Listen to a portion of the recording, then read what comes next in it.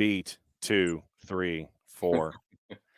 I always want to jump right in immediately afterward, and you have to wait for the effect to finish because the microphones are muted because of all of this stuff. Dylan Butler, well, first and foremost, sir, the most important thing on the board every single time that you visit, especially this time of year, is that I get to ask you how your high school football Friday was while I promote the fact that you're on the air.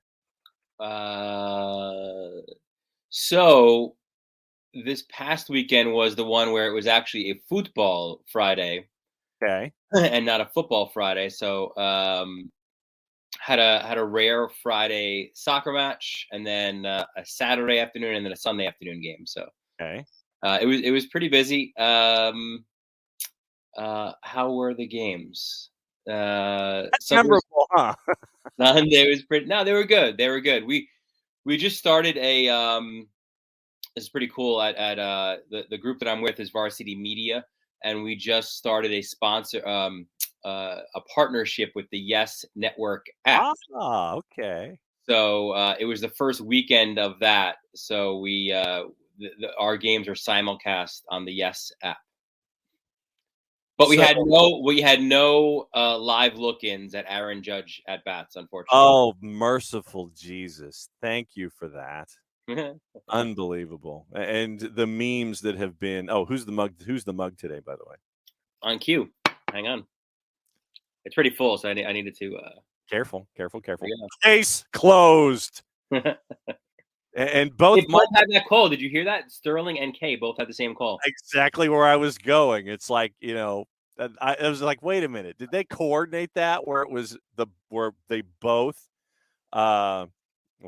ended up saying the same thing? Happy for Judge. But I'm not that delusional Yankee fan, by the way. I recognize there is an actual record in baseball. Mm-hmm. However, that record was accrued. Yes. Is what it is. That's up to baseball to figure that out. But certainly happy for Aaron Judge to get it done, and his price tag is going up. Oh, you know it, brother. They got yeah, but John Sterling was brought out of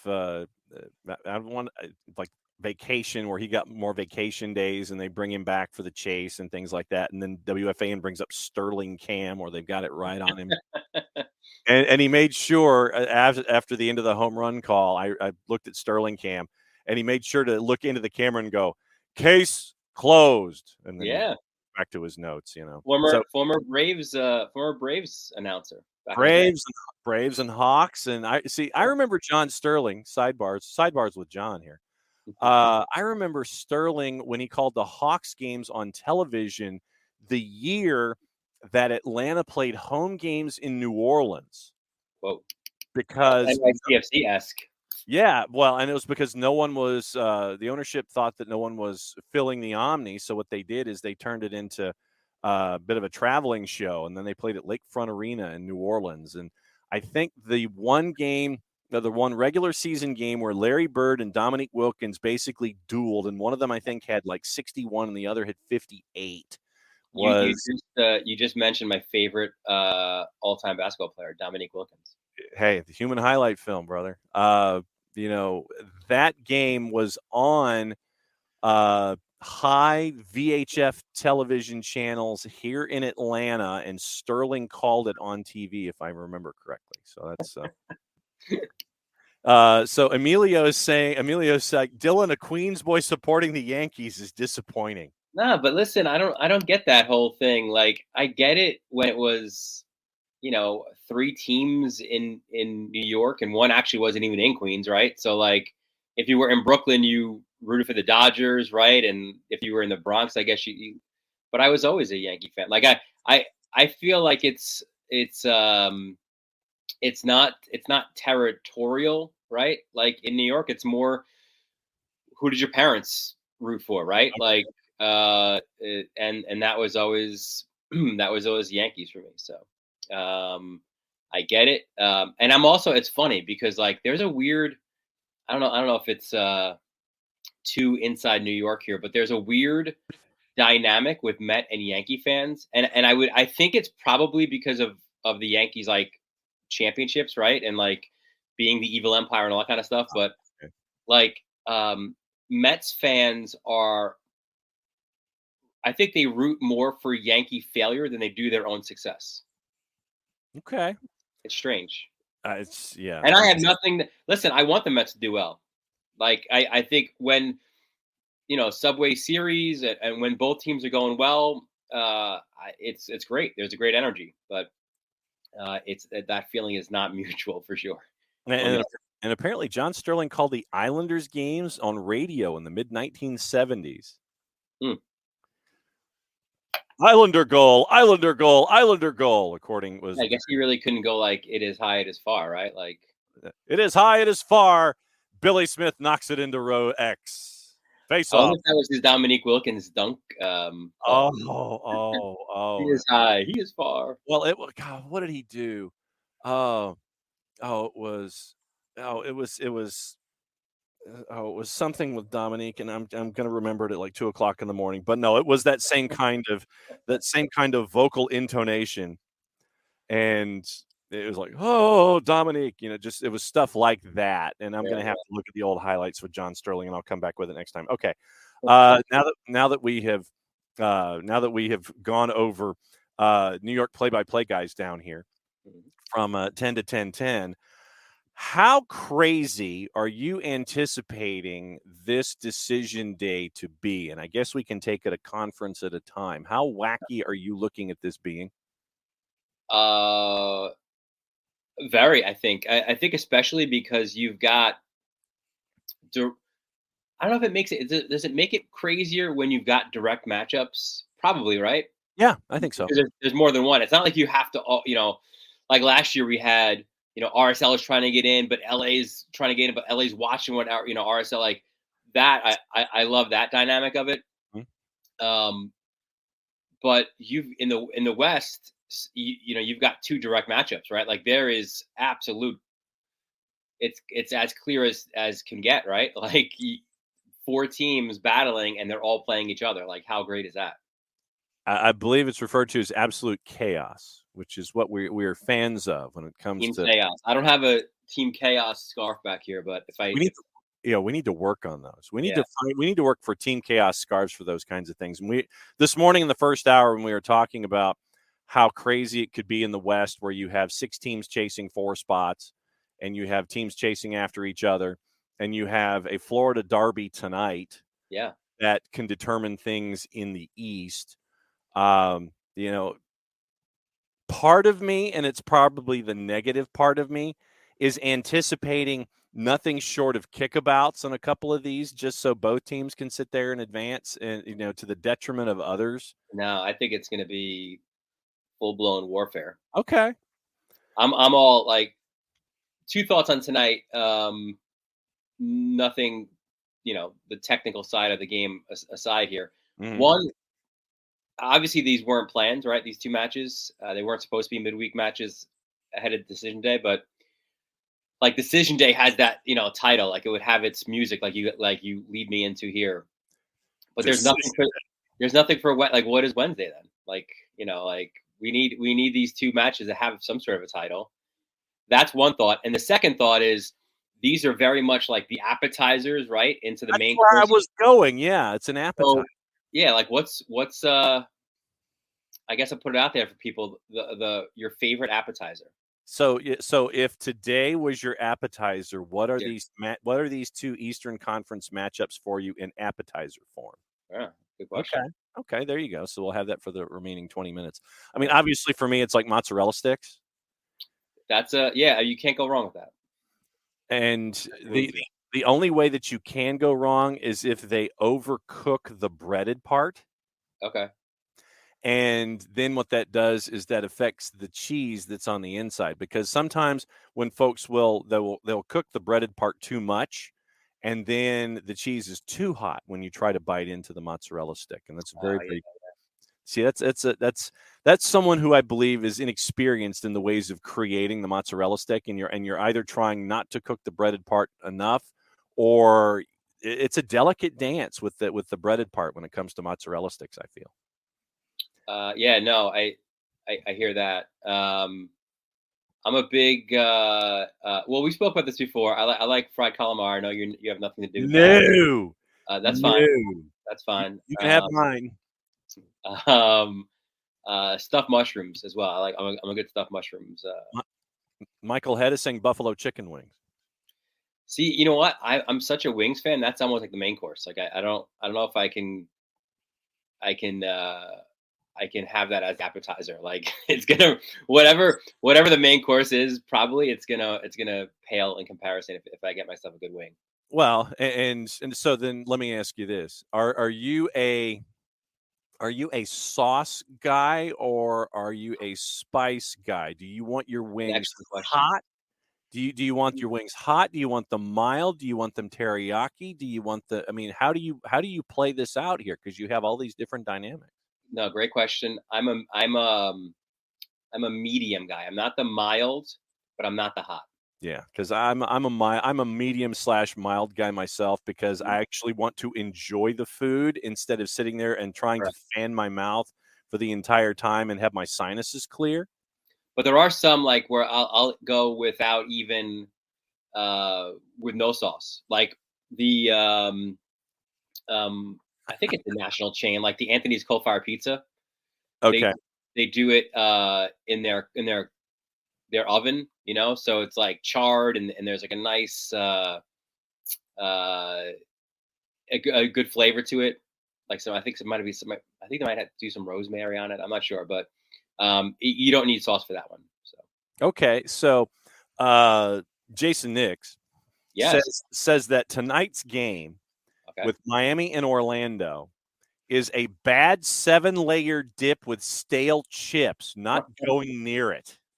Come on, man. This is gonna be like. First of all, it's. I don't know. What's a good Florida app? Like what's a like conch? I don't know. Like what would be like a big. Nah, you got it. You have to like both of these matches are great. Like it's gonna be so much fun. Well, and then Nix follows it up with Atlanta fans' favorite hashtags involving the purple team in Central Florida with an OFYO in the timeline. I mean, listen, I get from a I'm coming at it from a national neutral Yeah, perspective. I get it certainly if you're in Atlanta. Like, why would you even want to subject yourself? Because there is no there's no there for you if you're victory. There's no victory for you, right? Like if somebody you're rooting for wins, mutually you assured win. destruction in this case. Correct. Yes. Yes. I mean from the standpoint of Charlotte needing points in the first one, and they need to win or work their way through.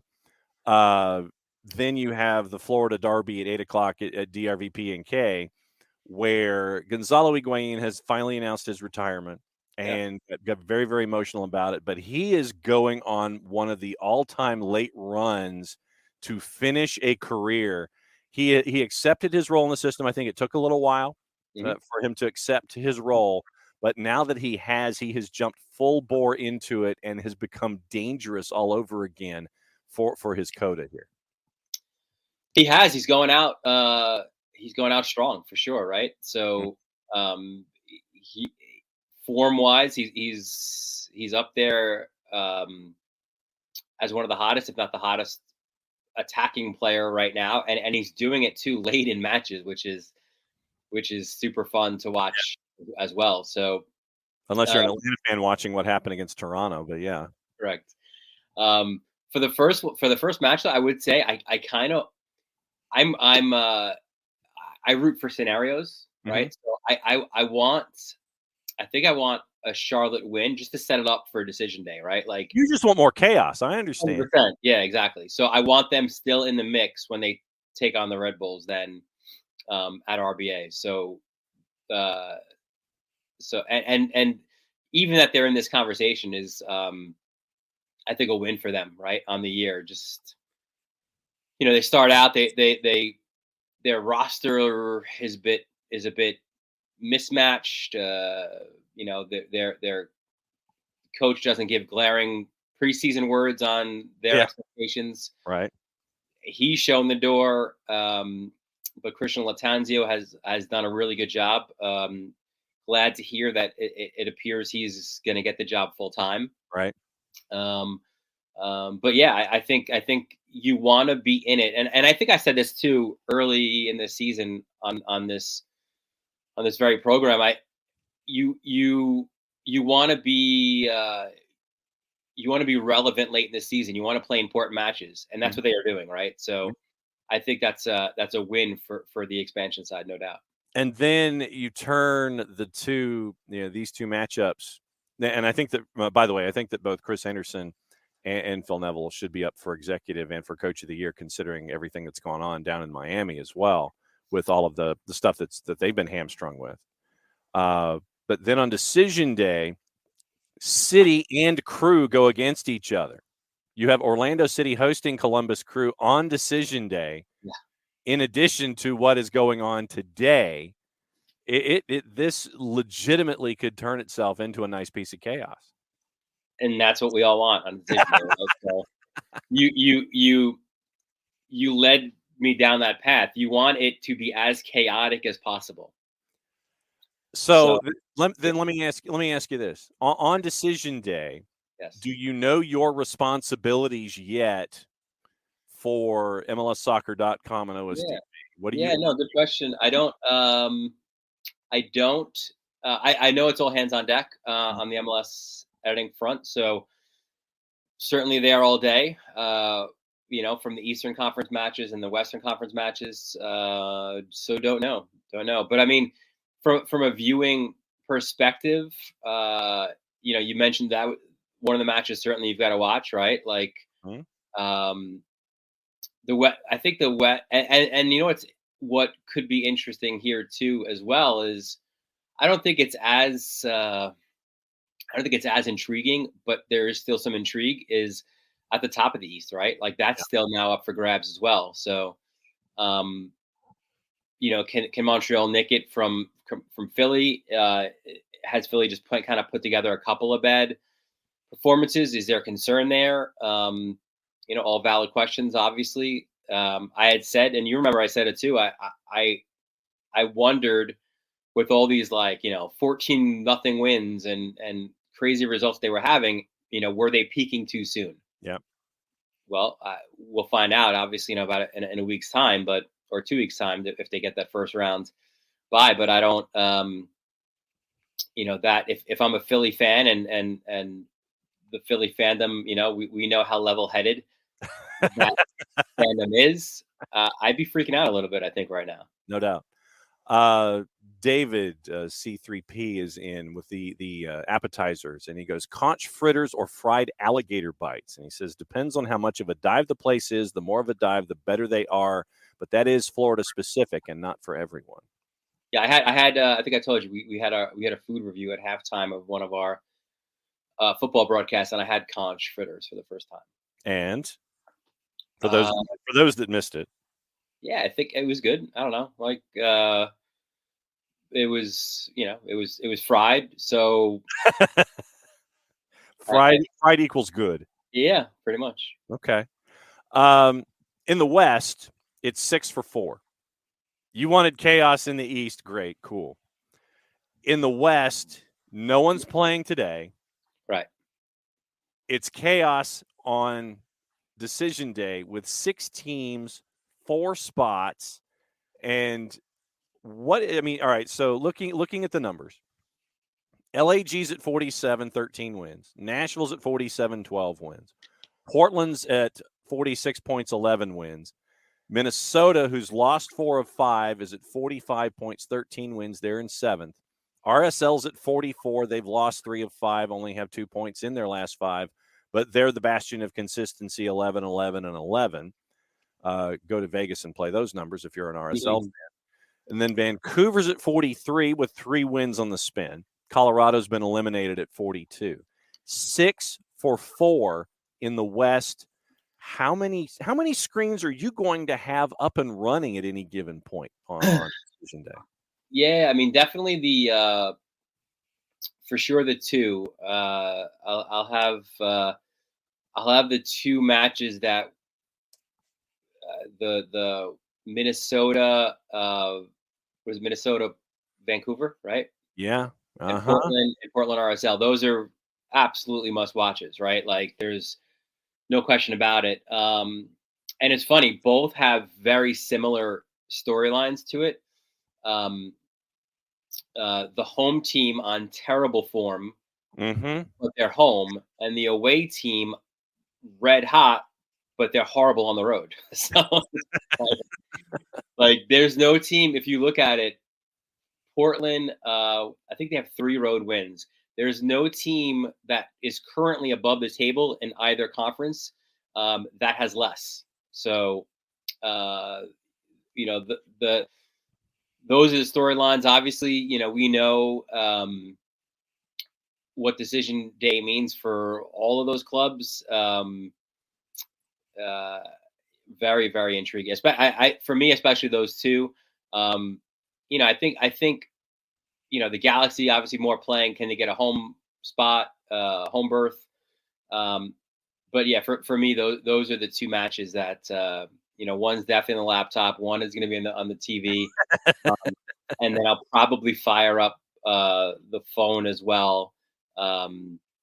Little like side camera action for like a third match. All right. So here's to confirm what you were just saying. Portland is at 3-6-7.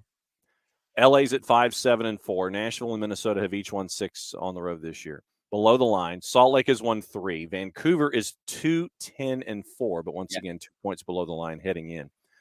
So looking at these 6 for 4, what does your gut tell you? And you can write this in pencil if you want, because we're going to talk about it next week. Yeah. But what does your gut tell you about the West when the dust is settled? I think Portland and Vancouver get through. Okay, so you think that Minnesota's collapse is going to complete itself? I do. Yeah. I mean, obviously, it's MLS, so anything can happen, right? But I don't think you could just like you're spiraling backwards so fast, into that hole. Like I don't think you could just reverse course so quickly immediately at home on decision day and be like, hey, we're good. Mm-hmm. Um, so I think that momentum kind of continues to carry them into the abyss. And I think form matters. I think form for me on the day, and don't take this as betting advice, because my advice, my betting advice on MLS is just say no. Yeah. Yeah. Like Reagan.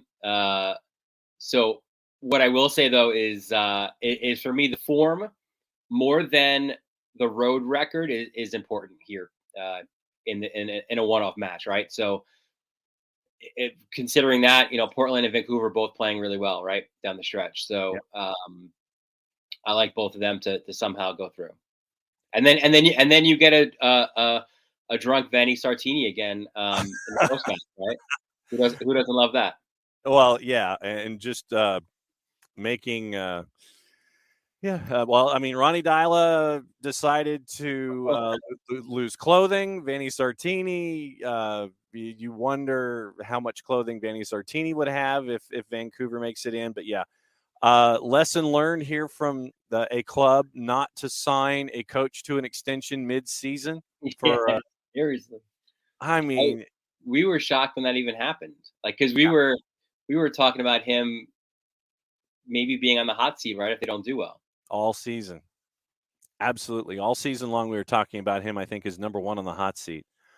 Other appetizers, fried pickle spears are not bad.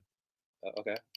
And of course, the prevailing opinion from pretty much everybody on the Twitch pitch is by Jason Nix. Fried makes everything better.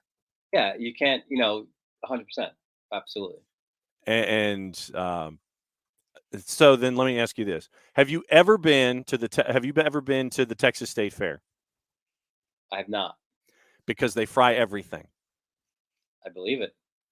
Snickers, bananas, uh, Oreos, moon pies. I mean, you name it, it is fried, and by all indications, it is glorious. Yeah, I've not indulged like in the fried Oreo, fried Snickers. A few other state fairs have done that as well. I think the New York and New Jersey ones have done that as well.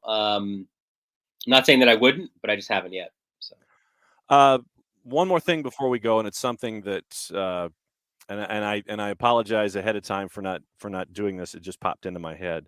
Over the last couple of days in the NWSL, the yeah, NWSL has caught heat upon heat upon heat, rightfully so.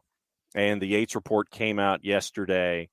We spent a lot of time on the Yates report in the show yesterday. Probably going to spend a little more time on it today, considering the developments that have happened with a couple of franchises. As someone who has been around the sport as much as you are, what were your takeaways when the Yates report came out? um, I would sadly not surprised. Yeah. I think there's been some incredible reporting from the Washington Post and the Athletic about a year ago on this. It's funny, not funny, obviously, but I just mean like it's ironic. I just watched that E60 last night, actually. Uh, you know, it's sad. It's that's what it is, and it actually made me think. As a relatively new dad about my daughter, right? Like, and her playing sports, and hoping that this prompts change and permanent change.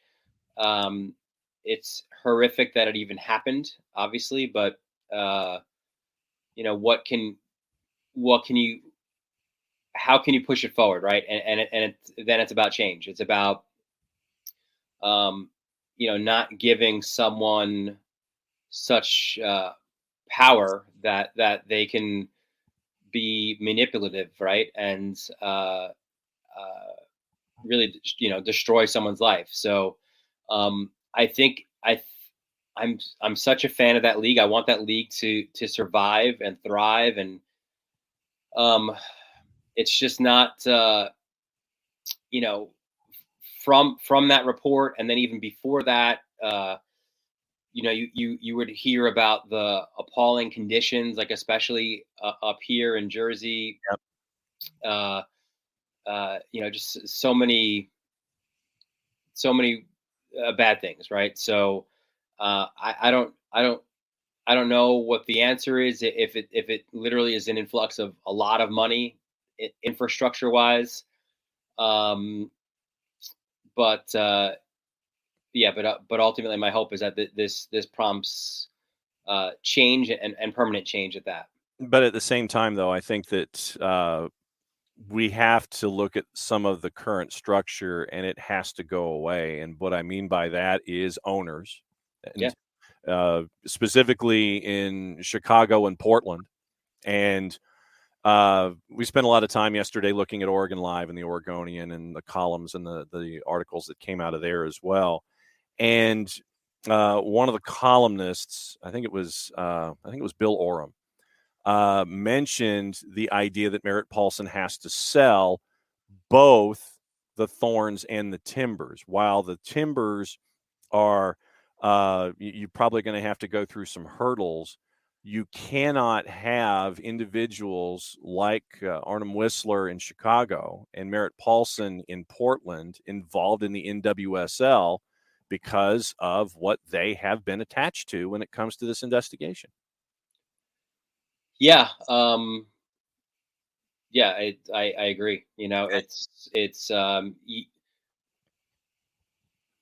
What happened itself is again horrific, right? Yeah, no doubt. But then when and you catch wind that it happened, and then you don't, Doing nothing sometimes is equal to, if not worse than not doing anything. yeah, you're complicit. Yeah, and so that's a part of all of this. When not doing something is just as evil is doing nothing. I guess is probably the best way Or to phrase even the argument can be made that it's even worse. Yeah. And so obviously we'll keep an eye on what's going on with the NWSL going forward. But I had to get your thoughts on that, obviously, with the big story in soccer being what it is. You've already divulged a bit of your multi-screen experience on the weekend for Decision Day with all hands on deck. What is the latest with everything else at MLSsoccer.com as we get to the first finish line and at OSDB? What's going on? Yeah, I mean, it's more of the same. It's all about Decision Day, and then looking at the playoffs. And I think for OSDB coming up, I did like a viewer's guide for Decision Day last week, so we'll probably take a quick early first round playoff preview story as well. So that'll be for that, and then a couple football games on the weekend as well. So I got where am I? Friday night. I was going to ask you what your football plans were. I don't even what is today. Where am I? 10-7 on your schedule. Friday night. I'm in Farmingdale, where Freeport Farmingdale. It's an old school rivalry. It's great. The two coaches have combined for like over 60 years and over 500 wins. So that's always fun when they take on each other. And then Saturday, I've got one of our regions, like backyard brawls there you go. between Bethpage and Plain Edge. So that should be a lot of fun. The biggest game of the weekend, actually, high school football wise, I had to get off of because it was Sunday afternoon, obviously. Decision Day. So I had to make a decision myself for Decision Day. So what game did you have to beg off of? Kellenberg. It's in the Catholic Football League. Kellenberg and Holy Trinity. Two teams are 5-0. Okay, so. Two teams that are undefeated and things like that. And so for those of us down here in the SDH footprint that want to see you on the high school football side of things, how do they do it? Well, the aforementioned Yes app, right? If you've got that. Also, if you go to pick YouTube, it out, Dylan Butler, pick it out. If you go to YouTube and go to Varsity Media, subscribe to that. The games are there as well. So. Nice. I'll have to do that now. Yeah, I think we have food reviews too at halftime of both of our games. I think Saturday it's a cheesesteak place, and then Saturday I think it's going to be actually the Fathers Club does the concession, so it might be the Plain Edge concession. So. Oh, see, you went Philly cheese on me. So that's dangerous. That's dangerous, man. Dylan, as always, thanks a lot. Enjoy your. There you go. He finishes the segment with the pinstripe coffee mug. Case closed. Another round with Dylan Butler at Dylan_Butler. MLSsoccer.com and OSDB Sports. Thanks as always, my friend. We'll catch you up next week and start previewing the playoffs. Yeah, buddy.